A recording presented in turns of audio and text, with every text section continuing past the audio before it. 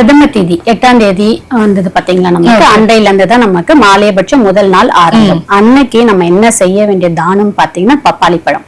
பப்பாளி பழத்துல சர்க்கரை மிக்ஸ் பண்ணி அதை நம்ம தானம் கொடுக்கும் போது முன்னோர்கள் மட்டும் இல்ல, தேவர்களும் சேர்ந்து சந்தோஷப்படுவாங்கன்னு என்னோட சித்தர் சொல்லியிருக்காங்க.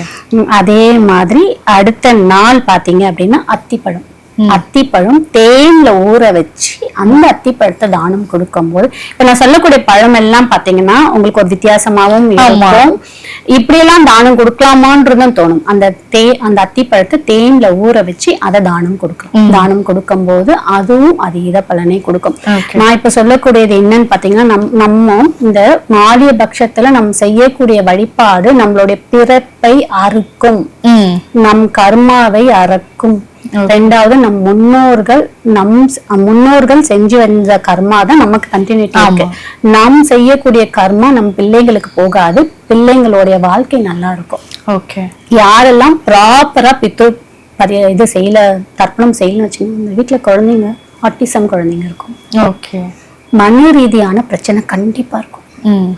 ஒண்ணு நல்லா இருப்பாங்க, பார்க்க ஆக்டிவா இருப்பாங்க, ஆனா மன ரீதியான ப்ராப்ளம் இருக்கும். இது என்னன்னு பாத்தீங்கன்னா முன்னாடி செய்யாதவங்க. இப்போ எனக்கு தெரிஞ்ச ஒரு நண்பர் வீட்லயே பாத்தீங்கன்னா அமாவாசை கும்பிட மாட்டாங்க. மீன்ஸ் நீங்க சாமி கும்பிட வேண்டாம், அட்லீஸ்ட் போட்டோஸ்க்காக ஏதாவது ஃபுட்டு வச்சுட்டு காக்காக்கு வைக்க மாட்டாங்க. கேட்டா எங்களுக்கு பழக்கம் இல்லை. ஆனா உங்க வீட்டுல இருவருக்கும், மனைவிக்கும் சரி அவர்களுடைய பிள்ளைக்கும், 2வது பிறந்த பிள்ளைக்கும் மன ரீதியான பாதிப்பு இருக்கு.